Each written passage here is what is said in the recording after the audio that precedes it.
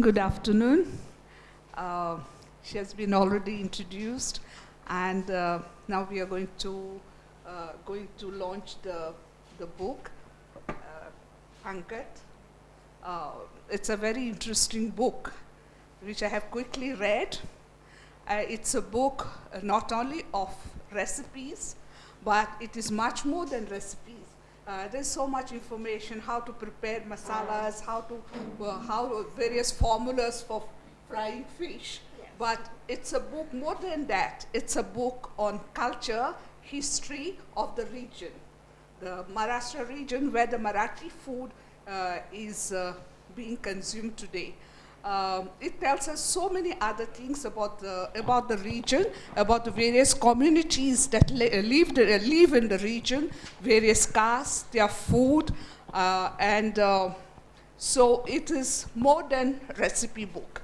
She tells me that there are about 200 recipes there, and I have found that many of these recipes are we also in Goa use the same recipe. So there are many things in common between this Marathi cuisine of certain region of Maharashtra and also the cuisine of Hindu cuisine of Goa.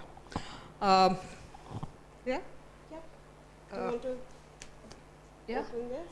If you want to. Yeah. Yeah. I think that's what we've kept it here for. Yeah. Maybe you should. Yeah.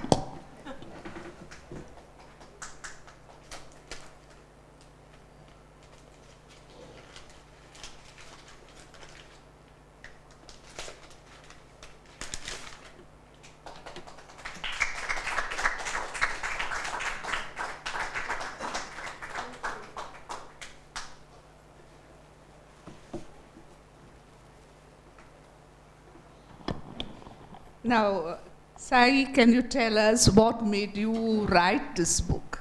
What led you to write this book? Okay, that's a question that the book will answer for itself, I'm hoping. But this is for those who have not yet read the book. So the thought about this book happened when I was finishing my first book, Crumbs. There was this. Yeah, well, technically the second book. Yeah. My first book was called The Gore Family Cookbook, which was a privately published and privately circulated book for the family itself, the heirloom family recipes. When I was finishing Crumbs, there was this, slight, I was a little unsettled because, this feeling of what next. And I was at my mom's house, and for a small period of time, I was eating only traditional Maharashtrian food, which was a break from the kind of food that I cook at home, because at home I cook all sorts of things. And that's when I realized that I don't know enough about my own cuisine. And I thought it was time to start studying, researching, rediscovering the food that my family has been cooking, my friends have been cooking. Grandmother, you said. Yeah, my grandmother has been a huge influence as well. But so that's around the time that I started looking at the cuisine of Maharashtra from a slightly more academic perspective, because until then it was just, the food that is cooked in my mother's house. But I reached that one point where I felt I should study it a little more. So I started this Facebook group called Pangat. Yeah. And the idea again there was to learn more about the cuisine by talking to other people, not just getting to know newer recipes, but also where those recipes came from, and how different communities and different communities from the same region use the same produce so differently. So that's where the studying for it really started. And then it took about 3 years to figure out what I wanted to do with all of that material that I collected. And eventually the book happened. So you say that you have collected 200 recipes, or at least picked up 200 recipes in this book. From where did you get them? I'm sure it was not that easy to get all those 200 recipes and to include, because you had to try them out and before you published them, no? Right. So one has been very lucky in the sense that I had so many friends from different regions. And I was lucky that I lived in Maharashtra, so I had access to all of these homes, of friends and of colleagues, and I could just walk into eateries every time I traveled and ask uncomfortable questions about their recipes and things like that. So not all the recipes in the book are from my family. There are recipes that have come from friends' houses. There are recipes that have come from caterers that I've, You have tried them. Oh, every recipe has been tested, yeah. Yeah. My family doesn't want to eat Maharashtrian food for the next 3 years because they've eaten too much of it now. Yeah. And can you tell us, do you think this food has impacted other communities in the area in Maharashtra and other communities and also other castes? Because you talk about that this Marathi food, you don't say caste, the word caste, but you say that it's eaten by people from the various parts of the region. But you mentioned the Brahmins, the Kshatriyas, and Koli, and so on. So, in what way it has it impacted other communities living in Maharashtra, like the Christians, the I would say Israelis? I would say it's the produce that has influenced the cuisine primarily. But there have been instances, to give you an example, of Pathare Prabhu cuisine, for instance. The Pathare Prabhus were the first settlers in Mumbai. The original inhabitants were the Kolis, and the Pathare Prabhus came to Maharashtra from, the claim is that they came from Nepal, but definitely from Rajasthan and Gujarat and Madhya Pradesh, and eventually landed in Maharashtra. So they carry with them that whole, trajectory of cooking styles. When they came to Bombay, because they had the privilege of education, they started working in administrative capacities in the British government, and as a result were very greatly influenced by British cooking styles. So if you look at Pathare Prabhu recipes, there are very distinct Rajasthani and Gujarati influences, and there are very distinct British influences. Yes. So for instance, they have there's one recipe in the book called the Karandi pie. Karandi is tiny prawns, and it's essentially a shepherd's pie, with mashed potatoes, but they've been spiced with the Pathare Prabhu masala and filled with, again, spiced prawns, and then it's been baked. Okay. So baking is something that is, it features very distinctly in the Pathare Prabhu cuisine. To give you another example, the karanji is something that is made by all communities in India, not just Maharashtra, and is known under different names. But the Pathare Prabhu community actually bakes their karanjis. They call it shingdi. It's known as something else, but it's essentially the same thing. It's pastry filled with coconut and sugar, and it's baked instead of deep fried.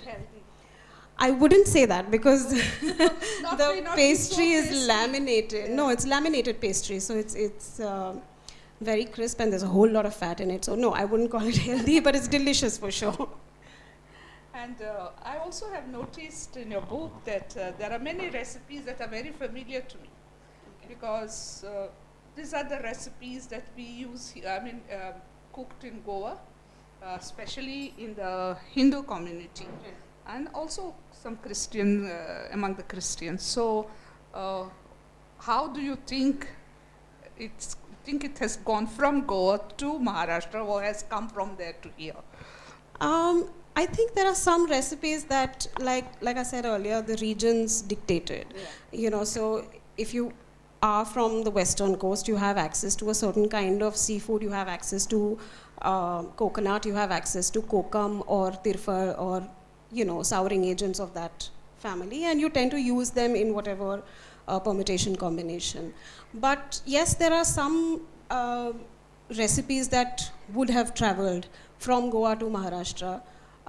To give you an example, the East Indian community in Maharashtra also makes a sorpotel, but the recipe is slightly different from the one that is made in Goa. So there is an interesting migration of recipes. Yeah. And with today's migration, I'm sure, the Marathi food also has traveled. And can you tell us something about the places where Marathi food is well known? You talk about in the diaspora. Yeah. In the diaspora, you talk Yes. about Mauritius. Yes. And Seychelles. Yeah. Yeah. So, as part of Pangat, I also run this digital magazine called Diwali Pangat, which is an annual digital magazine, and it is dedicated to stories, recipes, and information about Maharashtrian cuisine. And it is largely crowdsourced. We invite contributions. And a couple of years ago, we got a very interesting contribution from somebody who's based in Mauritius. And she wrote about the small but very active Maharashtrian or Marathi-speaking community in Mauritius and how they have tried to preserve the culinary heritage of Maharashtra. So they actually make things like amti. Amti is basically a dal, which in Maharashtra we use tur dal for. But she writes about how, because they don't have access to tur dal in Mauritius, they've started using chana dal. Things like that. And they make all sorts of sweets, and all the Diwali farar is, almost parallel to what is made in Maharashtra even now. The names are slightly different, and obviously the dialect has changed. So yeah, there is. Can you tell us where outside Maharashtra this Marathi food is popular? Besides Goa and the neighboring states? That's such a difficult question because I'm not sure Marathi food is popular even in Maharashtra. Because if you want to go out and eat Marathi food or Maharashtrian food in Maharashtra, you don't have very many options. And the ones that Not you in do, Bombay? not really, because a lot of the dishes are terribly misinterpreted. To give you an example, there is this one flatbread called the thalipit, which is a breakfast staple, and it's made in our homes every other day or whatever. But if you go to any of the commercial eateries and order a thalipit, it is not what you would make at home. At home, you would, pat it directly on a skillet and slow cook it. In the restaurants or in the commercial eateries, they would deep fry the thing, and therefore it's lost all flavor, it's lost its character, and it is not a thalipit, basically. The restaurants that are popular are, very community specific. So you might get Malwani food, you might get Kolhapuri food. Not all of it is very good, but there are those.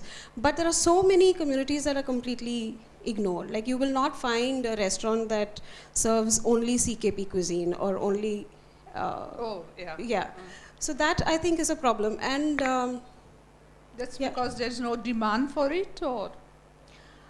I don't know if that is the reason, or maybe. It's a question that I have failed to answer because I feel that there are those that really look forward to eating Maharashtrian food outside from the Maharashtrian community, and there are those that will say, why would I go out and eat the same stuff that I eat at home? But the problem there is that this limited exposure does not give the non-Maharashtrian community a chance to sample what we eat. And we do eat a whole lot of interesting stuff. Now, in this book, at the end, there's one chapter on nursery rhymes and folklore. And can you tell us what is the influence of Marathi cuisine on nursery rhymes and folklore and things, or literature, whatever? So I wanted to, I had a little bit of a tiff with the editor when I wanted to write that chapter because they weren't very sure that it, fits into a recipe book. But I said you can knock off a couple of recipes, but I'm definitely writing this essay. The point is, I think in our nursery rhymes and in our grinding stone songs, the Zatyavarchi Ovi, there is a lot of food wisdom that we've lost over a period of time. And I thought of this because I was talking to a couple of children and I realized that they don't know the connection between milk and ghee. that, the source is the same. And this comes through very easily in a nursery rhyme that children have been hearing, or at least of my generation, have heard enough and more as we were growing up. Can I read that bit? Yeah, that's what I want.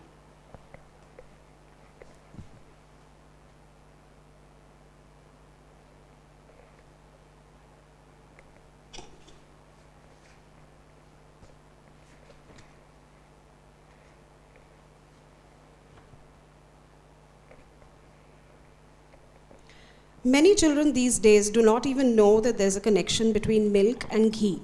Why, my own brother was once stunned to witness a cow being milked in a sleepy little village in the interiors of Maharashtra when he was about 7 years old. City bred, he had only seen milk arrive at the doorstep in plastic packets and was turned off by the offer of a cup of fresh, frothy milk, unpasteurized and without packaging, still warm from the cow's body temperature. There is an almost forgotten rhyme which starts and ends in praise of God, but is really about the life cycle of milk, and it goes something like this. Datta datta dattachi gaya, गाईचे दूध दुधाची साय, साईचे दही दह्याचे लोणी, लोण्याचे तूप तुपाची berry, बेरीची माती मातीचा गणपती, गणपतीची घंटा वाजे घण घण घण. So basically it translates as Datta Datta, Datta's cow, gives us milk. The milk makes cream, the cream makes yogurt, the yogurt makes butter, the butter makes ghee, the ghee residue goes back into the soil makes a Ganpati, and Ganpati's bell goes ghan ghan ghan. So this is a very... Read them. Sorry? Can read another passage. Another one? Okay. From there.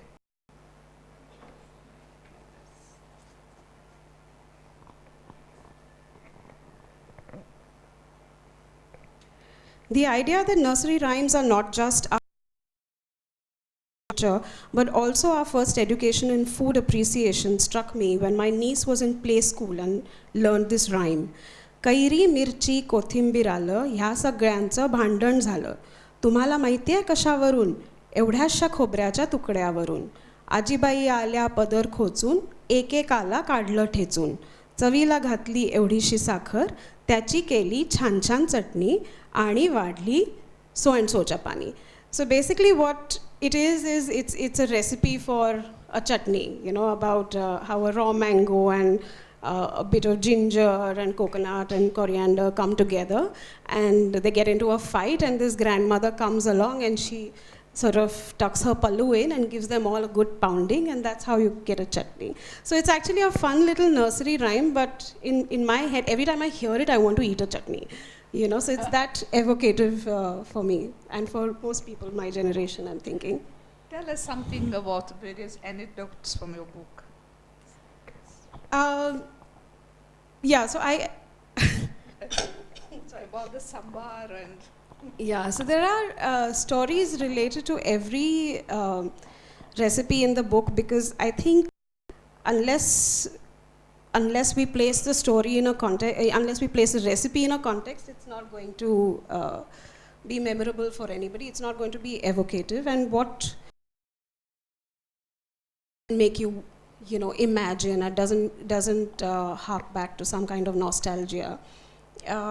So every recipe has some or the other story behind it. There is this small bit about my friend who's a Konkani Muslim, and she got married when we were in college in a little village in the Konkan, and how for the first time I went to a wedding feast and didn't eat biryani, and it was such an eye-opener, because her father would tell us what a proper Konkani Muslim wedding feast is.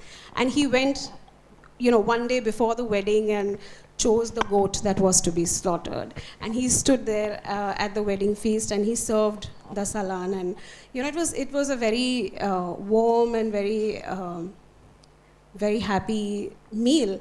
And the flavors still linger on my palate.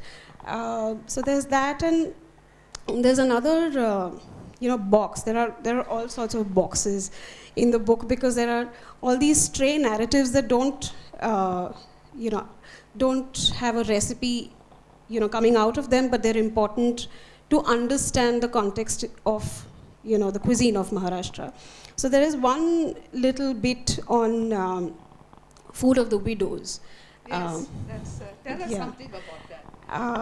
Yeah, so can I read it? Because Yeah, it's here fairly... in Goa also we have that. I think that's something that's common to... Many parts. Yes, many parts, especially Bengal. There's so much...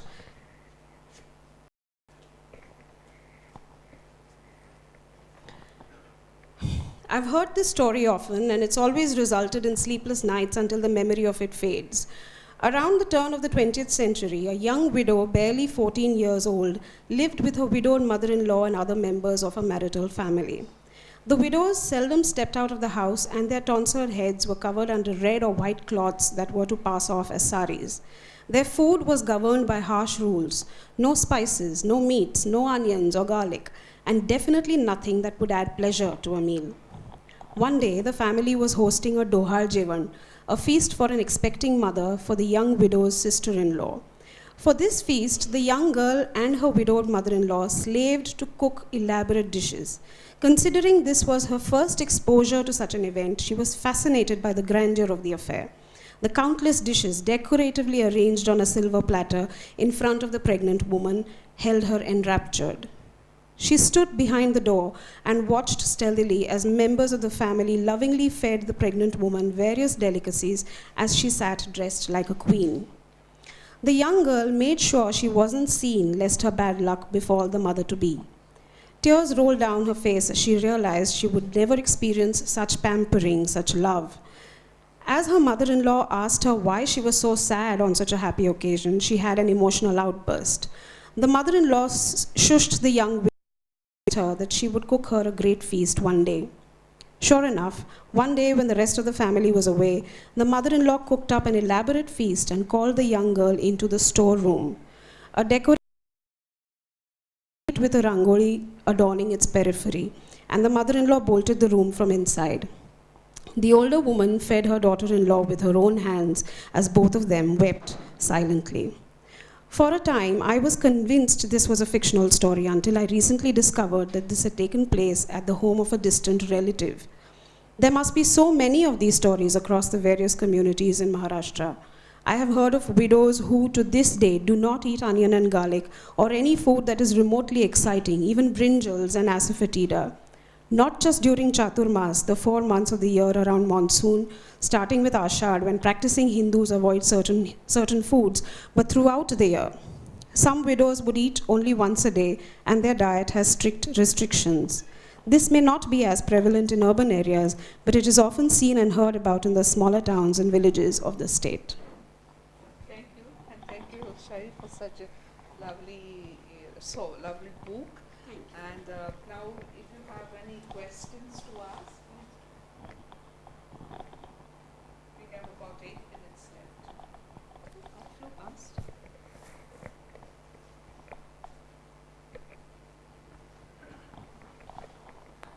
Sai, I wonder how you define Maharashtra. So is it a fairly loose definition, or do you have some very clear ideas of, say, what is not Maharashtrian food? Right. So that was one, point that delayed the writing of the book, because I was not able to define the cuisine of Maharashtra. I got into all sorts of arguments with friends who said, but the Parsis have lived in Maharashtra for centuries, and how can you not include the Parsi cuisine in your definition? And then, after a lot of back and forth, one decided that we are going with the administrative definition of Maharashtra. We're thinking about the linguistic boundaries, because that is possibly the first step of studying the cuisine. That pretty much defined it. Although I'm hoping, and if there is a part 2 of this book, that there will be a fatter book which includes the diaspora, which includes communities that have migrated into the region. Because our historical boundaries have kept on changing. Exactly, it's very fluid. We used to have the Bombay presidency earlier. Exactly, which is why writing about the cuisine of Bombay is a very, very tricky affair. And I'm hoping to have an opportunity for that sometime later.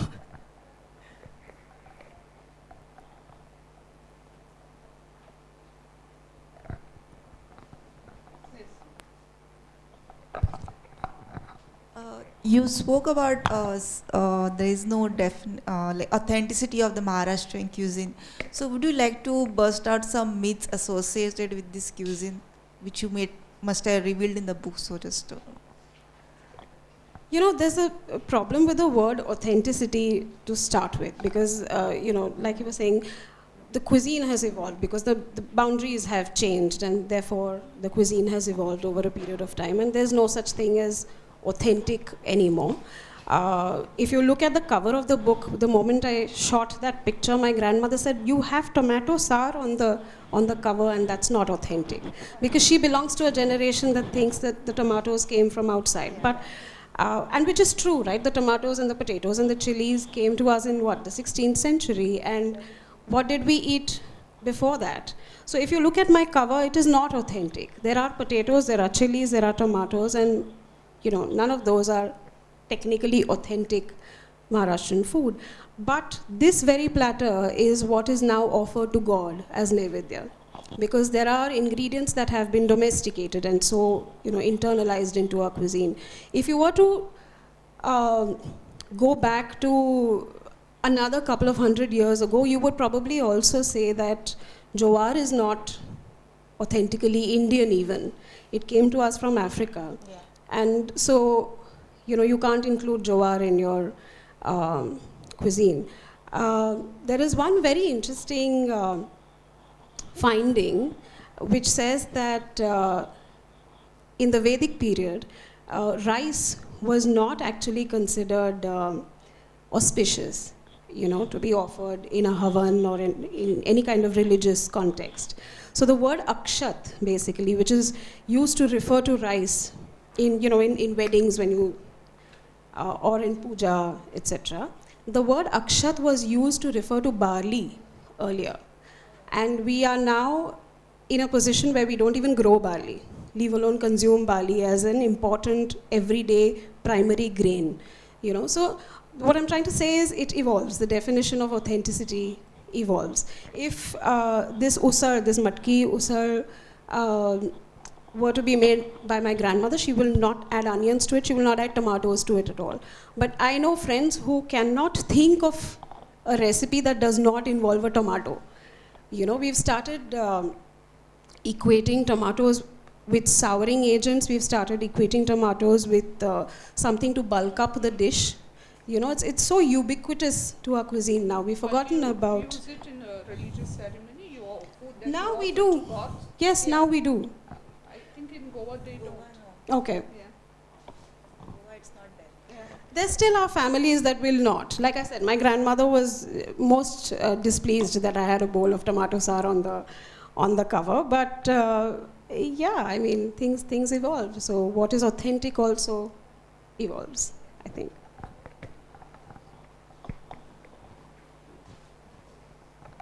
A few minutes we have left. Yeah, you can ask. Pangat is connected to weddings. Usually, we say Panktit Baslo. Yes. So, any insights or something which you would like to know, Maharashtrian food from a wedding perspective, or what is the essence of it? So yes, Pangat it means feast. It's not necessarily a wedding feast. It can be any line of people sitting for any kind of celebratory meal at home or otherwise. But yeah, talking about wedding feasts, I think wedding feasts have changed so drastically over the few years. Now, if you go to a very hardcore sort of caterer, even in Pune, which is the heartland, you will still probably get paneer makhanwala in your wedding feast. And to me, that is the failure of Maharashtrian cuisine because we have so many options. You know, so there is this one recipe, very, very rare, in which kharvas, the colostrum pudding, we only know of it in the sweet context, in the dessert context, but they used to sort of cook it like paneer without any sweetener added to it. And then they would cut it into cubes and add it to gravies. And this is a lost recipe. Nobody does this anymore. And this is the kind of recipe that would appear on wedding feasts. So yeah, things have changed. Thank you.